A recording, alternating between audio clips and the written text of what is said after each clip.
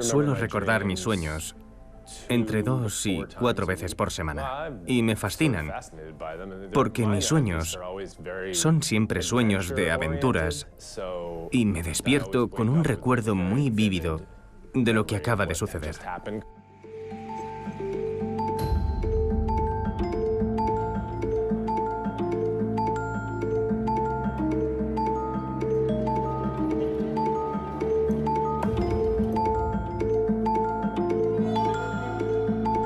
Me grabo a mí mismo y añado elementos al vídeo, cosas reales, nada de efectos especiales hechos por ordenador.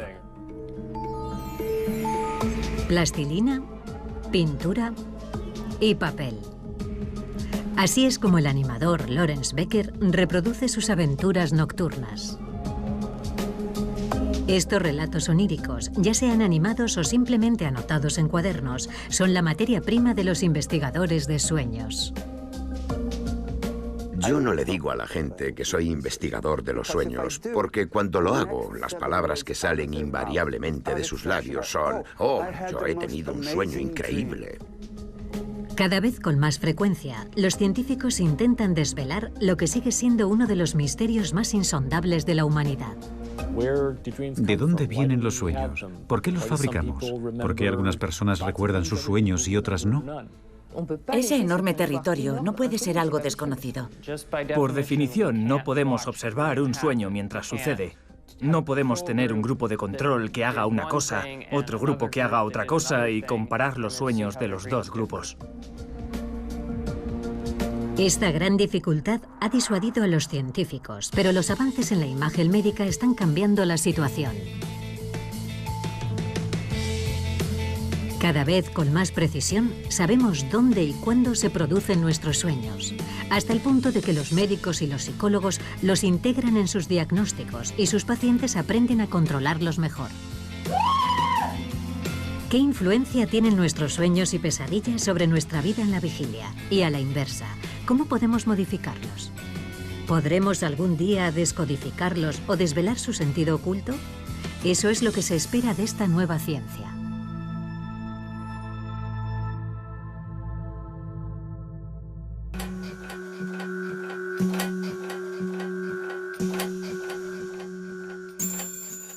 La interpretación de los sueños, el gran libro de Freud, comienza con uno de sus propios sueños.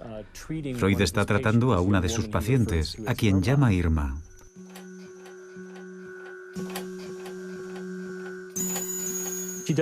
Irma no parece encontrarse bien, y el sueño termina cuando decide administrarle una especie de suero o medicamento. Cuando Freud se despierta, piensa que ha tenido ese sueño debido a su estado de inquietud. Y se pregunta por qué el tratamiento que está utilizando con Irma en la vida real no funciona. El deseo insatisfecho de su sueño es que, cualquiera que sea la causa de la enfermedad de la mujer, no es por su culpa.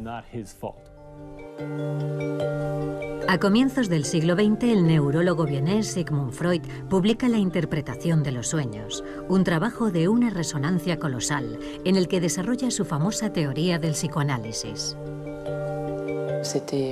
Era la primera vez que un médico decía que tenía interés en estudiar los sueños. Había psicólogos que se interesaban, había filósofos también, pero a Sigmund Freud se le atribuye el mérito de que los médicos comenzaran a pedir a sus pacientes que les contaran sus sueños. Freud creía que los sueños son la expresión de nuestros deseos inconscientes y que cuando nos vamos a dormir por la noche, nosotros vivimos en el mundo cotidiano civilizado y nuestros anhelos y deseos más primitivos y nuestras pulsiones animales debemos mantenerlos bajo control. Pero cuando nos vamos a dormir por la noche, nuestro control disminuye y esos deseos entran en acción. Un siglo más tarde, el psicoanálisis sigue siendo una referencia para muchos psiquiatras y psicólogos, pero cada vez más investigadores se atreven a cuestionarla. Los sueños desaparecen en cuanto nos despertamos, así que es una tarea difícil. Pero puedo decirle que las 2 últimas noches he vuelto a tener un sueño en el que duermo en una residencia estudiantil al principio del curso escolar. Tengo ese sueño constantemente y no sé por qué. Me resulta muy frustrante que mis sueños sean en periodos estresantes y que siempre intente resolver un problema que no existe. Eso me irrita cuando me despierto, porque he hecho un esfuerzo enorme para resolver un problema que no es real.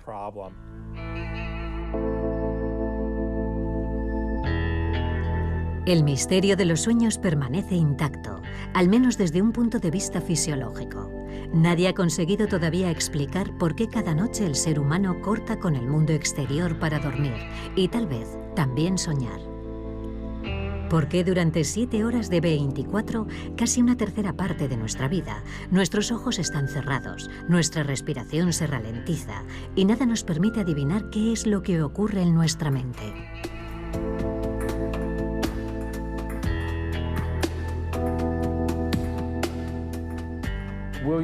William Dement, uno de los primeros investigadores del sueño y de los sueños, llevó a cabo uno de sus primeros experimentos en su laboratorio del sueño. Un paciente le cuenta al despertarse que ha soñado con un partido de tenis, mirando cómo la pelota pasaba de un lado a otro durante el juego. El relato se correspondía con el movimiento de los ojos registrado en el laboratorio mientras el paciente dormía. Y de ahí nació la idea de que los movimientos de los ojos durante la fase REM del sueño reflejan en cierta medida la experiencia visual del sueño. Para muchos, los sueños se siguen asociando a la única fase nocturna en que nuestros ojos se mueven, es decir, la fase REM. En el INSERM de Lyon, la neurofisióloga Perrine Ruby, al igual que otros investigadores de su generación, cuestiona esta hipótesis. Hay un 50% de sueños durante el sueño lento, la fase no REM, que son seguidos de un recuerdo de sueño, contra un 80% durante la fase REM. Existe una diferencia. Hay más recuerdos de sueño de la fase REM, pero se recuerdan también muchos sueños de la fase del sueño lento. La teoría de que solo se sueña durante la fase REM no funciona. Por tanto, no podemos contentarnos con estudiar la fase REM para comprender los sueños. En todo momento durante el sueño, el durmiente puede estar soñando. Esto complica la tarea de los investigadores, pero les ofrece también más posibilidades. Perrine Ruby y su equipo estudian el sueño largo profundo, una fase relativamente fácil de alcanzar por personas privadas de sueño, que deben dormirse mientras se someten a una resonancia magnética. Ahora está durmiendo. Vemos que la actividad de fondo se ralentiza en comparación con la vigilia. El electroencefalograma es la única referencia para saber en qué fase del sueño se encuentra el durmiente. Durante el sueño no REM, el cerebro pasa revista a los acontecimientos del día. Constatamos una actividad cerebral regular y repetitiva. Comienza en el hipocampo, una estructura situada en el interior del cerebro, cuya misión es la formación de los recuerdos. Así que pensamos que esta actividad cerebral corresponde a la transferencia de información del hipocampo a la corteza cerebral, donde se almacena nuestra memoria a largo plazo. Durante las diferentes fases del sueño, el hipocampo vuelve a activar las conexiones neuronales utilizadas durante la jornada. Por ejemplo, si el durmiente ha hecho footing, la zona encargada del análisis visual de la ruta se reactivará al mismo tiempo que la encargada de la flexión de las piernas o la de la respiración. Si se encontró con amigos, las neuronas de la conversación se animarán al mismo tiempo que las de la identificación facial o la escucha musical. Estas conexiones neuronales nocturnas son muy similares a las diurnas, con la salvedad de que no tienen ninguna repercusión física. La señal eléctrica queda bloqueada antes de su transmisión al sistema muscular. En el Hospital de la Pitié-Salpêtrière, en París, Isabelle Arnulf estudia a pacientes que sufren lesiones neurológicas. En su caso, la parálisis del sueño no funciona. Durante la noche, sus cuerpos permiten adivinar las acciones de la vida durante la vigilia. Estrechan la mano de un amigo o fuman su oxímetro como si fuera un cigarrillo.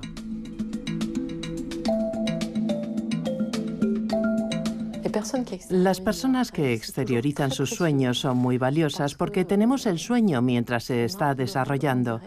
Así que podemos evaluar la duración, por ejemplo, y descartar la idea de que los sueños tienen una duración distinta a la realidad, que son más lentos o que un infinito transcurre en un segundo. La gente que muestra esos comportamientos lo hace a la misma velocidad que en la realidad. Tengo, por ejemplo, un paciente que ha construido una escalera y lo ha hecho durante un sueño de 1 hora, así que no iba más rápido que en la realidad.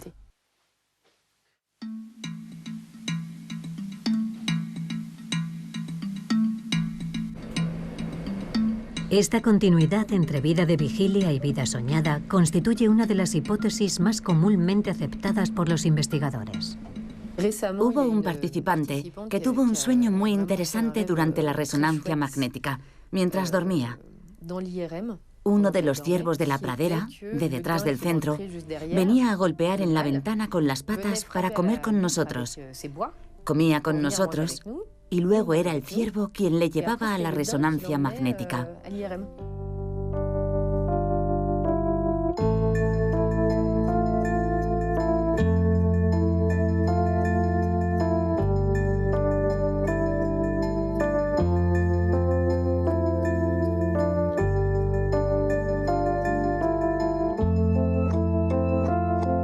Los estudios cuantitativos de los estadísticos del sueño verifican la hipótesis de la continuidad. En Estados Unidos, Adam Snyder y Bill Domorf han creado el Dream Bank, o Banco del Sueño, una base de datos de sueños consultable en Internet. Su punto de partida se encuentra en esta caja: 1000 sueños de referencia titulados Las Normas. Las normas de Hall van de Kassel fueron recopiladas entre finales de los años 40 y principios de los 50. 100 hombres y 100 mujeres proporcionaron cada uno de ellos 5 sueños a los investigadores, de modo que hay 500 sueños de hombres y 500 sueños de mujeres. Y los llamamos las normas, porque pensamos que se trata de muestras perfectamente normales, en su mayor parte de hombres y mujeres en edad universitaria. Cada vez que nosotros o alguien hace un estudio sobre otro grupo, lo comparamos con las normas, y apenas hay diferencias. Así que con el paso del tiempo, cada vez tenemos más confianza en las normas. Este es un sueño de la base de datos de Hall van de Kassel. Es el sueño número 30. Estas son las fichas codificadas que se confeccionaron hace varias decenas de años. Vamos a buscar la ficha número 30. Aquí está. Me encerraron en un cuarto que comunicaba con otro más grande, que parecía un granero. Nosotros lo codificamos como agresión. Para comparar relatos que son por definición diferentes, cada sueño es codificado como una obra de teatro. El decorado, los personajes y las acciones principales. Los datos son compilados por ordenador para extraer las estadísticas en la escala de la población estudiada. Lo que te dice es que hay algo en los sueños que es permanente e invariable, aunque de alguna manera sea culturalmente específico. En los sueños de los japoneses aparecen menos animales. En los sueños de los estadounidenses hay más agresiones que en otras sociedades occidentales. Y el hecho de que en los sueños de los estadounidenses haya más agresiones es una prueba de la hipótesis de la continuidad, porque la sociedad estadounidense es más violenta que la suiza o la francesa, por ejemplo. Así que estos pequeños detalles confirman la gran idea de que los sueños se enmarcan en una continuidad con la vida de vigilia.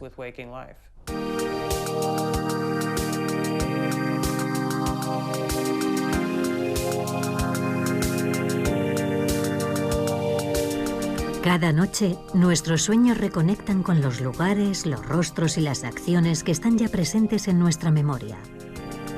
Sin embargo, nos sentiríamos mucho menos fascinados si nuestros sueños reflejaran exactamente la realidad cotidiana. Parece que nuestro cerebro tiene una capacidad siempre renovada para sorprendernos, efectuando asociaciones de ideas entre nuestra memoria a corto plazo y nuestros recuerdos más antiguos.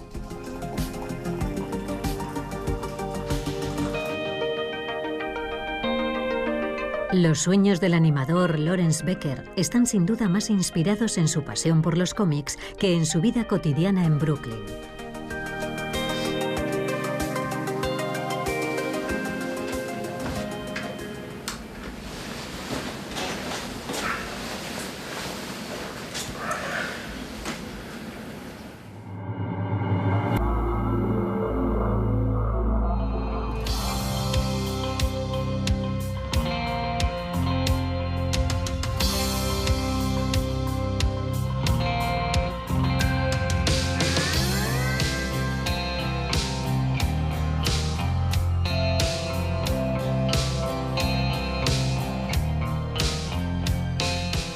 La estructura del sueño es siempre un poco disparatada. Parece lógica y luego de golpe todo se desmorona y se convierte en una estructura totalmente distinta. Recuerdo un sueño en el que explotaba una bomba y yo intentaba alejarme conduciendo. Yo sabía quién la había puesto. Era un trabajo interno del gobierno. Era un plan perfectamente elaborado. Pero de repente todo cambiaba y me encontraba nadando con una rana o cualquier otra cosa que no tenía nada que ver. No suelen durar.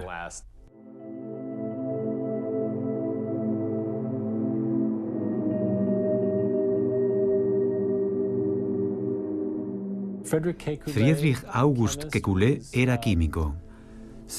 Tengo entendido que estaba intentando comprender cómo se formaba la molécula de benceno. Pasaba gran parte de su tiempo de vigilia intentando encontrar una fórmula molecular químicamente estable. Un día Kekulé tiene un sueño.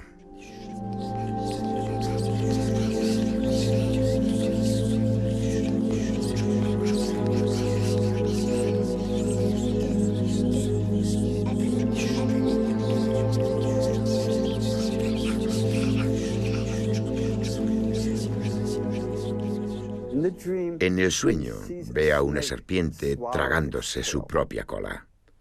Se despierta del sueño y dice, ya está, es esto. Y resulta que la estructura molecular del benceno es un círculo con los 6 átomos de carbono unidos en un bucle. Era la primera estructura circular encontrada en la naturaleza. Y la idea de ese tipo de conexión se le ocurrió gracias al sueño.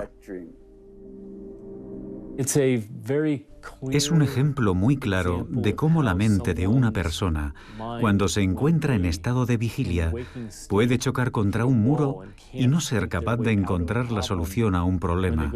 Y cuando se va a dormir, la mente se relaja, las conexiones se expanden y surgen nuevas posibilidades. Esto no significa que cualquiera pueda irse a dormir y despertarse con un nuevo descubrimiento en el campo de la química, pero si es a eso a lo que te dedicas, tus sueños te podrán ayudar. Decimos, voy a consultarlo con la almohada, y por la mañana nos despertamos y tenemos la respuesta. No sabemos por qué tenemos la respuesta, pero la tenemos. Nosotros pensamos que esto se debe al proceso de codificación de la memoria. El cerebro recoge estos grandes volúmenes de información e intenta reducirlos a una simple respuesta. Para Robert Stigall, pionero en la ciencia de los sueños en Estados Unidos, el secreto de esta creatividad desbordante hay que buscarlo en el sueño paradójico. Cuando estamos en la fase REM del sueño, la parte del cerebro cuyo papel durante la vigilia es organizar los recuerdos e ir a buscarlos, la corteza prefrontal está prácticamente inactiva, lo que explicaría que nuestra actividad cerebral durante el sueño paradójico sea totalmente desorganizada. Antes de almacenar un recuerdo en la memoria a largo plazo, el hipocampo reactiva no solo las conexiones realizadas durante la jornada, sino también los recuerdos pasados, utilizando las mismas conexiones. El durmiente que ha estado corriendo no necesita registrar en su memoria el itinerario habitual de su recorrido. Ya lo ha memorizado antes muchas veces, igual que su forma de respirar o de frenar el paso. Sin embargo, guardará en la memoria los acontecimientos excepcionales de su trayecto diario, como por ejemplo el del camión que ha estado a punto de atropellarle. Esta clasificación nocturna efectuada por la memoria crea acercamientos inesperados de recuerdos y de ideas. Estas combinaciones sorprendentes se encuentran posiblemente en el origen de nuestros sueños.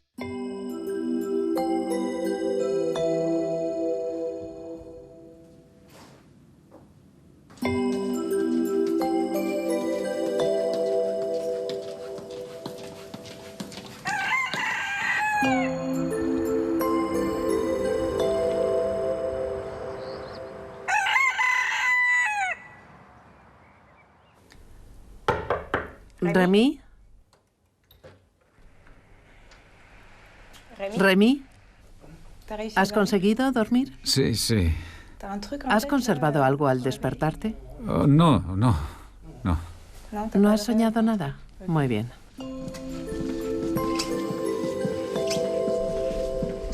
Para explorar el potencial creativo de nuestros sueños, sigue siendo necesario recordarlos. 648, 648 menos 8, 640, 640 menos 7, 633, 677... En Lyon, los equipos de la profesora Ruby despejan un terreno aún desconocido.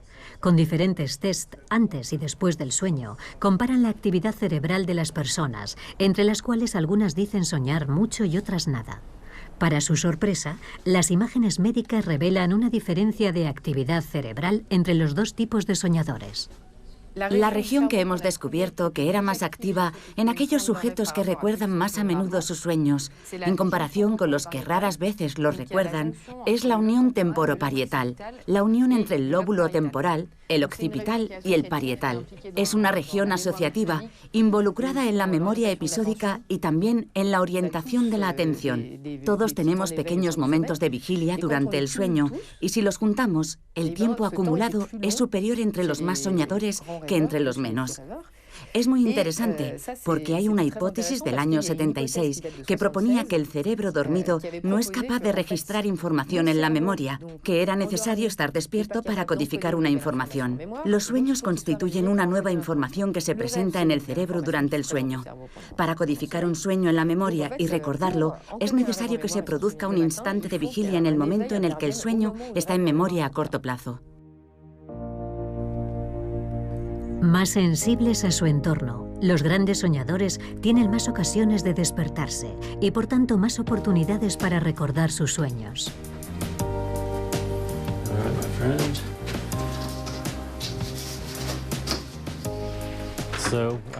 Aquí es donde guardo mis diarios de sueños.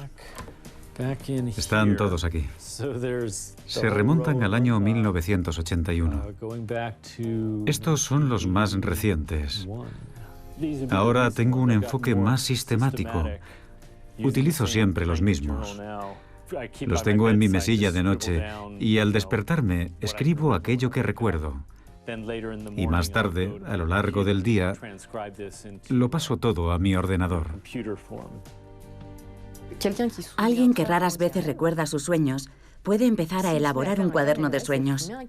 Lo pone al lado de la cama y todas las mañanas cuando se despierta, incluso cuando no haya soñado, y esto es muy importante, todas las mañanas cuando se despierta escribe: hoy no he soñado, vaya, hoy no he soñado. Al cabo de 2 semanas de haber empezado el cuaderno de sueños, aumentarán ostensiblemente los recuerdos de los sueños por la mañana.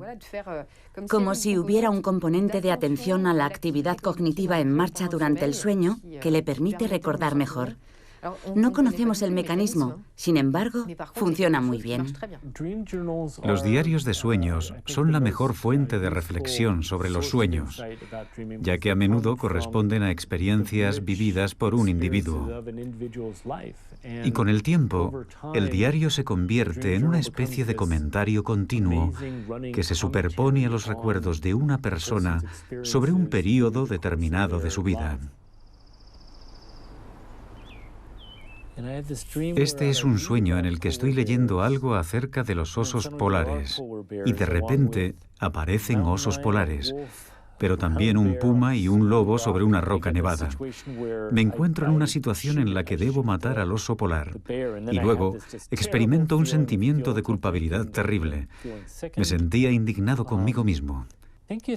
En aquella época, yo buscaba formas de luchar contra mi propia agresividad.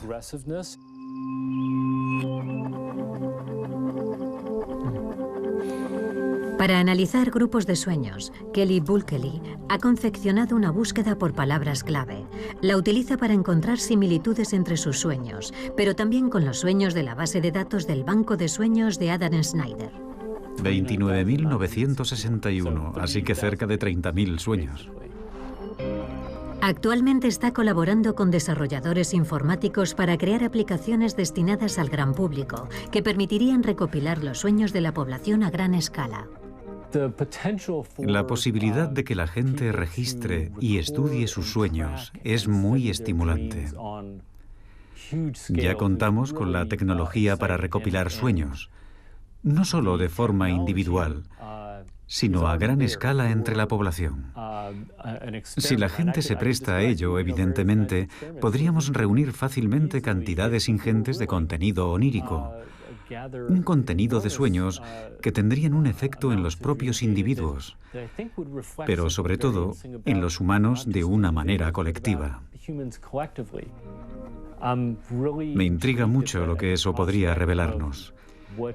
A lo mejor la gente descubre que tiene los mismos sueños que sus vecinos, por ejemplo, o quizá muy diferentes.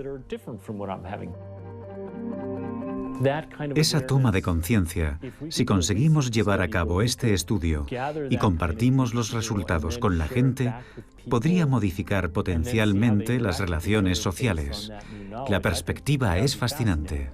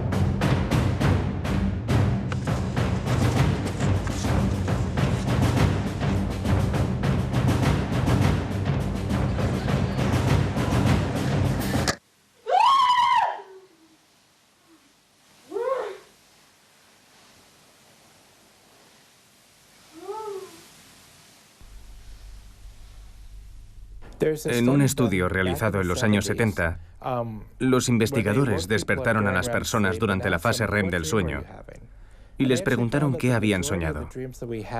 Descubrieron que la mayoría de los sueños que tenemos son negativos, de modo que la gente que tiene sueños negativos con frecuencia son probablemente personas que se despiertan más a menudo que los demás durante el sueño. Pero eso no significa nada en términos de salud. Tener pesadillas no es un signo de fragilidad.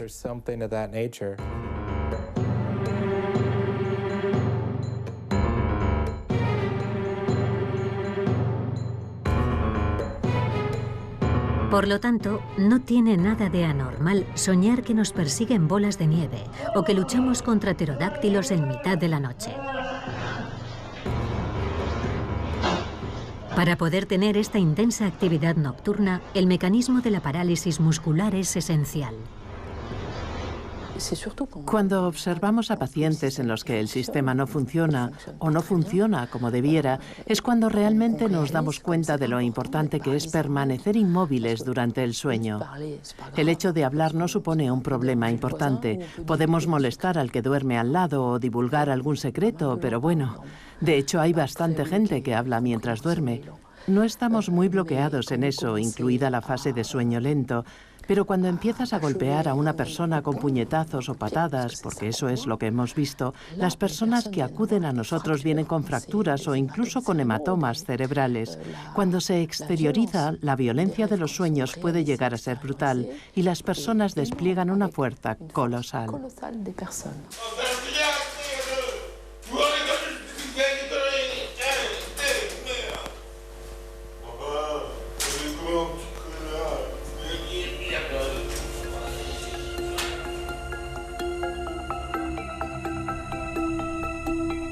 La violencia que exteriorizamos durante la fase REM no va acompañada de un aumento en la frecuencia cardíaca, a diferencia de lo que ocurre durante la vigilia.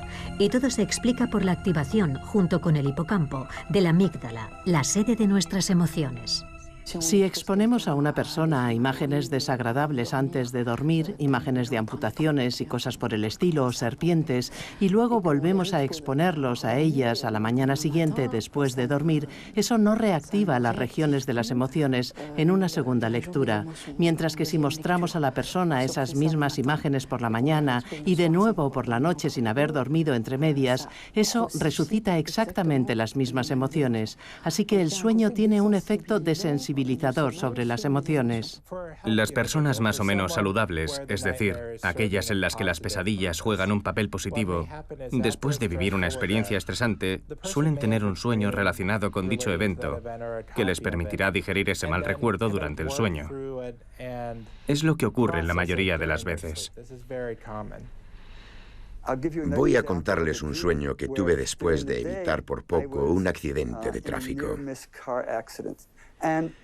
Esa misma noche soñé que estaba en un parque de atracciones con mi hijo Adam, montando en los coches de choque. Mi hijo conducía y mientras chocábamos contra los otros coches, yo le decía, no me gusta, me siento disgusto, no quiero estar aquí.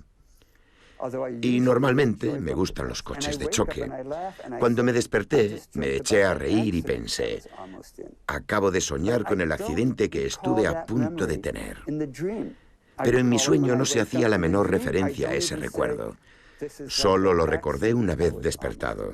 En el sueño ni siquiera lo relaciono con el accidente. Es como si estuviera soñando con ese accidente, pero mi cerebro me prohibiera activar ese recuerdo.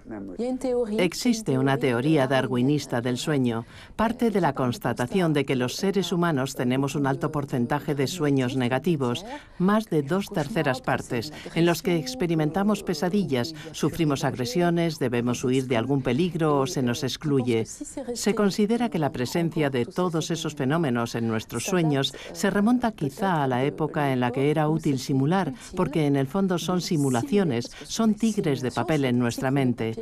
Se trata de una serie de amenazas en las que tenemos que huir o contraatacar y simular al mismo tiempo una respuesta. Si sueño que alguien me agrede en el metro y yo respondo dándole un puñetazo y huyendo, estoy entrenando a mi cerebro y si me ocurriera en la realidad podré reaccionar rápidamente y sin pensarlo. Cuando la emoción es muy intensa o el durmiente tiene un sueño demasiado ligero, la amígdala activa su sistema de alerta, lo que provoca el despertar y evita la pesadilla. El procesamiento de la emoción a veces se detiene o se abrevia durante el sueño, y es entonces cuando algunos pacientes comienzan a tener pesadillas recurrentes. Tuve mi primera pesadilla a los 6 años e inmediatamente comenzó a repetirse cada noche. Mis padres eran predicadores pentecostales, así que me llevaban al altar durante la oración y hacían todo lo posible, religiosamente hablando, para tratar de curarme de las pesadillas. Pero no dio resultado. Cuando tenía unos 10 años, dejé de hablar del asunto. Me di cuenta de que era cosa mía. Comprendí que tenía que lidiar con ello y seguir adelante con mi vida. Se convirtió en una faceta más de mi personalidad. Y fui creciendo hasta el punto de tener hasta 5 pesadillas recurrentes. En esas pesadillas me separaba de mi familia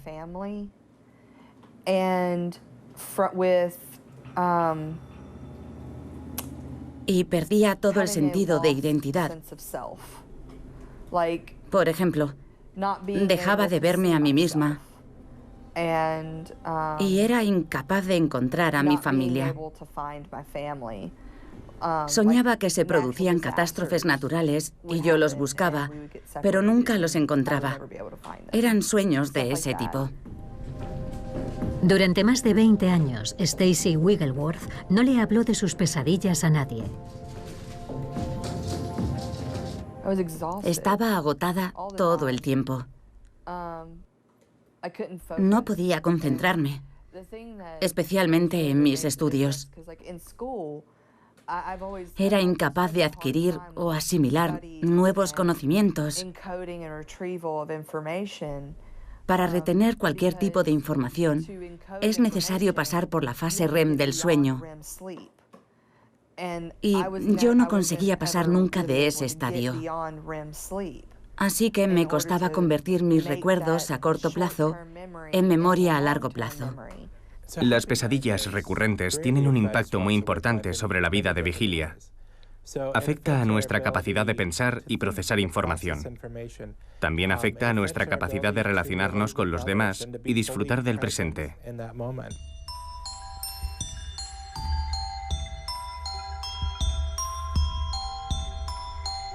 En la Universidad de Mississippi, el psicólogo Michael Nadorf trabaja en la prevención del suicidio. Para comprender mejor a sus pacientes, muchos de los cuales son militares y sufren de estrés postraumático, ha investigado sobre las pesadillas. Hay estudios que muestran que entre las personas que han cometido alguna vez una tentativa de suicidio, el riesgo de reincidencia se cuadruplica entre aquellas personas que sufren pesadillas recurrentes. Y eso sin tener en cuenta el estrés postraumático, la depresión, la ansiedad y la adicción a los estupefacientes. Si descartamos todos esos factores de riesgo, solamente el hecho de tener pesadillas multiplica por 4 el riesgo de cometer nuevas tentativas de suicidio. Es un dato impactante y, sin embargo, a menudo ni siquiera nos lo planteamos. Existe un tratamiento muy sencillo para curar estas pesadillas, pero los pacientes como Stacey a menudo no lo saben hasta que consultan a un especialista. El tratamiento que yo recomiendo para las pesadillas se llama terapia de ensayo de imágenes. Los pacientes cogen su pesadilla y la cambian como ellos quieran. Solo les pedimos que creen un nuevo sueño y que lo modifiquen como mejor les parezca. Pueden cambiar las personas que aparecen en su pesadilla, pueden decidir tener superpoderes. Es un sueño, así que todo es posible. Al final, deja de ser un sueño negativo. Ya no es algo de lo que necesitan escapar. Y una vez que ya no es necesario huir de él, es posible terminarlo. Mientras que antes se interrumpía constantemente y volvía a empezar.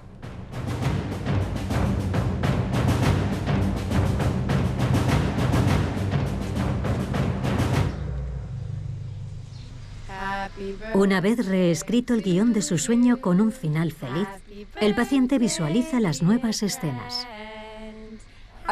Comencé el tratamiento justo después de cumplir los 30 años.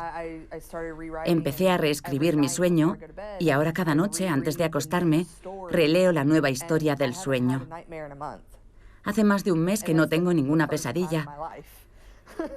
Es la primera vez en mi vida que puedo dormir a pierna suelta durante un mes seguido. Entre un 60 y un 80% de los pacientes se curaron después de la primera visita. El tratamiento por repetición de imágenes positivas es extremadamente efectivo. Si cambiar el curso de nuestras pesadillas es tan sencillo, ¿por qué no es igual de fácil asumir el control de nuestros propios sueños? Cuando me doy cuenta, de que estoy soñando, inmediatamente me echo a volar, porque sé que puedo hacerlo. Es algo bastante típico, supongo. Recuerdo que una vez soñé que era Spider-Man. Estaba entre dos edificios y me di cuenta de lo absurda que era la situación. Sabía que tenía que ser un sueño porque estaba suspendido en el vacío, entre dos edificios como Spider-Man. Y en cuanto me di cuenta de que estaba soñando, me relajé y salí volando. Cuando las personas pueden controlar sus sueños, no tienden a hacer lo que uno imaginaría, por ejemplo, hacer el amor con estrellas de cine. Prefieren volar. Ese es el sueño favorito de los soñadores lúcidos, de los que pueden controlar el contenido de sus sueños. El problema con los sueños lúcidos es que son muy raros. Solamente el 50% de la población ha tenido algún sueño lúcido. Si nos ceñimos a las personas que tienen sueños lúcidos con frecuencia, ese porcentaje desciende hasta el 10% de la población. Y obtener sueños lúcidos en laboratorio es muy complicado. El futuro de la investigación pasa tal vez por los soñadores lúcidos y en particular por los soñadores narcolépticos. Estos pacientes sufren adormecimientos repentinos e inesperados, hasta tal punto incapacitantes que caen directamente en la fase REM del sueño y, por consiguiente, en un estado de parálisis muscular. En París, Isabelle Arnulf interrogó a sus pacientes narcolépticos sobre los sueños lúcidos y descubrió que el 70% de ellos afirmaba controlar sus sueños. Desde entonces, cuando vienen a dormir al laboratorio, desarrollan el guión de sus sueños con antelación con ayuda del equipo médico. Le decimos a nuestros pacientes, trata de dirigir tu sueño, de controlarlo, y cuando sepas dirigirlo y sepas que estás soñando, haznos una señal ocular izquierda-derecha, y si puedes, modifica tu sueño. No solo los ojos, realiza alguna acción que involucre tu respiración, como zambullirte en una piscina, pero siempre en consonancia con el sueño, no cualquier cosa, y entonces haznos la señal ocular antes de comenzar la acción y cuando la hayas terminado.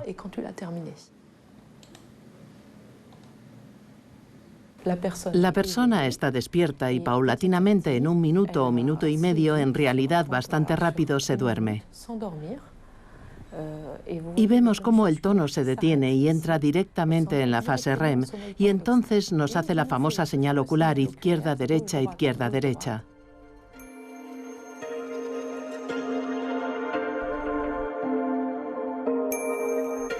Aquí se ha zambullido porque la respiración se detiene durante 12 segundos y luego vuelve a respirar. Y aquí me ha hecho la señal ocular antes de comenzar la acción y cuando la ha terminado. Con esta paciente avanzaremos mucho más rápido que con otros que no saben cómo hacerlo. Es difícil hacer eso. La investigación sobre los sueños lúcidos está aún en pañales, pero es prometedora. Los narcolépticos podrían actuar como exploradores en el mundo de los sueños y ayudarnos así a comprender mejor sus características. En la Escuela Médica de Harvard, los equipos del profesor Steve Gold investigan otras pistas. Controlar los sueños no es muy saludable, porque impedimos a nuestro cerebro hacer lo que quiere hacer. Ahora los investigadores más avanzados salen del cerebro y prefieren las simulaciones informáticas. Anna Shapiro ha programado una red neuronal artificial capaz de retener y organizar la información que se le suministra. Funciona en el ordenador con diferentes programas. Es una versión resumida de las interacciones que se producen en el cerebro, tal como lo conocemos. Conocemos el hipocampo, conocemos los neocórtex, sabemos que hay córtex cerebrales asociados y sabemos que están todos conectados y qué tipo de actividad hay entre ellos. La verdadera cuestión es, ¿podemos conseguir que nuestra red neuronal artificial adopte el mismo comportamiento que la de los seres humanos? Pedimos que retengan en la memoria determinados objetos y estudiamos cómo sus recuerdos cambian después del sueño. Y tratamos de reproducir los mismos experimentos con el modelo informático.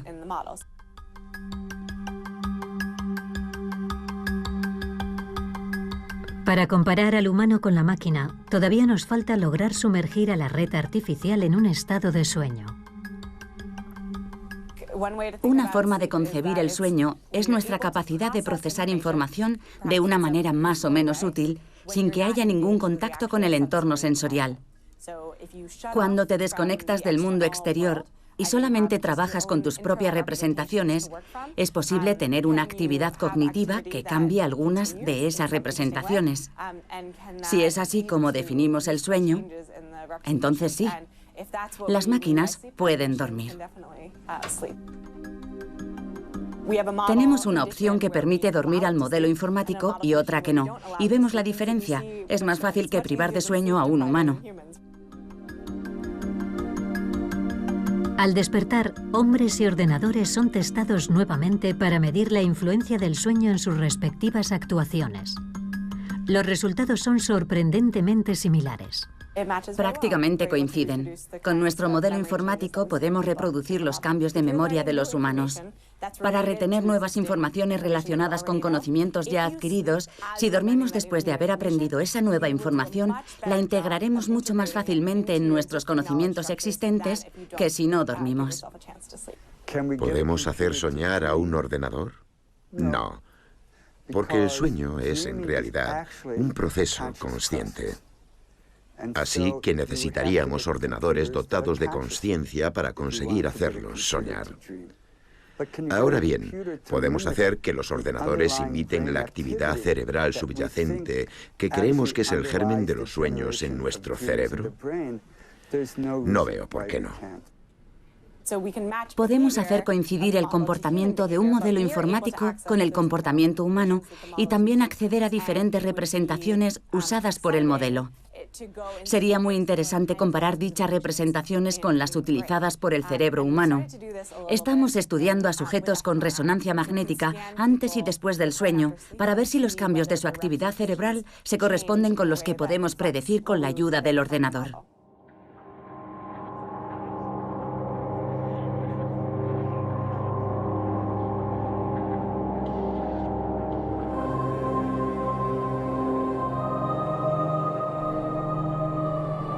Hace algunos años, un equipo de investigación japonés liderado por Yukiyasu Kamitani desarrolló una máquina para descifrar los sueños. Primero registraron la actividad cerebral de los sujetos en estado de vigilia, mientras visualizaban algunas imágenes. Luego, les pidieron que se durmieran mientras se les sometía a una resonancia magnética. ¿Recuerda alguna imagen? Sí. ¿Qué ha visto? Un avión a punto de despegar. ¿Sí? El depósito tenía una fuga y he salido corriendo. ¿Suele ver imágenes como esas? A veces. Bien, vuelva a dormir. Unos minutos más tarde... ¿Recuerda alguna imagen? Había dos hombres armados con cuchillos. ¿Dos hombres con cuchillos? De acuerdo, puede volver a dormirse. Comparando la actividad cerebral en estado de vigilia con las imágenes y la actividad en estado de sueño, los investigadores intentaron predecir los sueños de los durmientes. En el 90% de los casos, conseguían establecer si el sueño en estadio 1 que había tenido el sujeto tenía como contenido mayoritario objetos o personajes. Es una información muy limitada y aún estamos lejos de descifrar el contenido del sueño a partir de la actividad cerebral. Cuando tenemos el sueño nosotros mismos, nos damos cuenta de que lo importante es saber de dónde viene la imagen. El personaje de este sueño se parece a mi profesor de biología y esta escalera es la que había en la casa de mi infancia. Nos gustaría poder introducir un electrodo en el cerebro y decir: oh, este es el recuerdo del trayecto a mi trabajo esta mañana. Y esto de aquí, es el recuerdo de la discusión que tuve ayer con fulano de tal. Pero no es así como los recuerdos se almacenan en nuestro cerebro. Nuestros recuerdos se almacenan de una manera muy difusa y utilizan redes muy extensas. Casi todo nuestro cerebro está involucrado. Tenemos áreas involucradas en los recuerdos, otras áreas involucradas en las emociones. Tenemos zonas muy diversas que nos permiten aprender nuestra vida cotidiana. Y todas estas áreas están activas al mismo tiempo. Es una experiencia interconectada. No es el trabajo de una sola zona. Y es lo que hace que los sueños sean únicos. A menudo sueño que juego al baloncesto o al béisbol y la pelota o cualquier otro accesorio del equipo no son los apropiados. Ya no los practico, pero jugué mucho cuando era niño. Y en los sueños, mi imaginación parece decirme, lo que estás viviendo ahora se parece a lo que sentías cuando jugabas al baloncesto o al béisbol. Lo que somos hoy está conectado con lo que éramos en el pasado, y los sueños están ahí para recordárnoslo.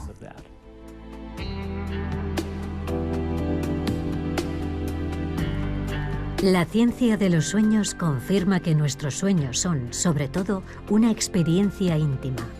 Cada persona es libre de prestarles atención o de ignorarlos, de compartirlos o de guardarlos para sí y de intentar o no influir en ellos.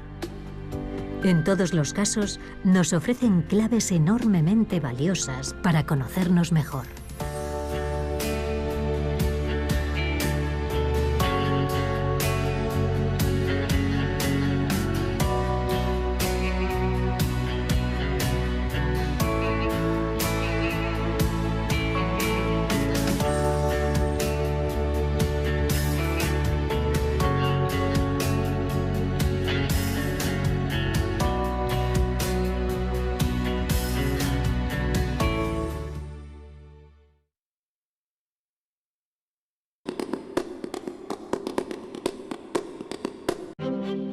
La fotografía de conflictos nos acerca a las raíces de los enfrentamientos más importantes de nuestro tiempo, ya sean guerras, violencia de género, violación o peleas entre bandas.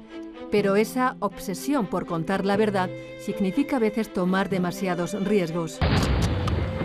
En la Segunda Guerra Mundial hubo un hombre que vivió el conflicto desde dentro, Tony Vaccaro, soldado de infantería y fotógrafo. Sobrevivió a la guerra mientras documentaba su experiencia. Ni siquiera los grandes fotógrafos estuvieron tan cerca como él. La próxima noche temática nos acerca al poder de la fotografía para documentar la historia. Mucha gente me pregunta, ¿por qué haces algo tan peligroso? ¿Por qué arriesgas tu vida? Supongo que es por mi sentido de la responsabilidad, especialmente ahora que se ataca deliberadamente a los periodistas. Lo que me impulsa es la indignación. Nicole Tan, Pete Muller, Joao Silva, Donna Ferrato, Robin Hatmon y Eros Howland son algunos de los mejores fotógrafos de conflictos del mundo. Nos cuentan cómo capturan sus imágenes más impactantes llevándonos detrás de la cámara y dentro de sus vidas, siendo testigos de sus batallas personales y profesionales para mostrar al mundo todas las formas de conflicto con la esperanza de mejorarlo. Y la fotografía de Damon enfrentándose a su padre y diciéndole, te odio por pegar a mi madre y no quiero que vuelvas a mi casa. Esa es la fotografía en la que quiero pensar cuando cierro los ojos por la noche. Si yo no hago esto, si no hay más fotógrafos que continúen haciendo este trabajo, nada cambiará. Tengo que seguir trabajando, tengo que hacer fotografías. En 2008 leí un artículo que mencionaba el número de mujeres y niños que habían sido violados en el conflicto del Congo. Eran centenares de miles. Me pareció inconcebible que no hubiera oído hablar antes de eso. Nuestro trabajo es humanizar esas estadísticas para que esas cifras se conviertan en personas de carne y hueso. Durante la Segunda Guerra Mundial, Tony Vaccaro jugó dos papeles en combate, soldado de infantería y fotógrafo, lo que le permitió tomar unas 8.000 fotografías, con las que creó uno de los registros más completos e íntimos de la guerra. Miles de imágenes, a menudo reveladas en cascos del ejército durante la noche. Nadie podía estar más cerca de la guerra que un soldado de infantería. Ni siquiera los grandes fotógrafos de la Segunda Guerra Mundial estuvieron tan cerca. Por eso sus fotos son extraordinarias. La cámara me ayudó a sobrevivir. Llevaba conmigo un aparato que grababa mis pasos y quería asegurarme de que no fueran detenidos. Hice todo lo posible por sobrevivir. Corría deprisa, cavaba muy profundo, intentaba situarme en una posición en la que tuviera la mayor protección.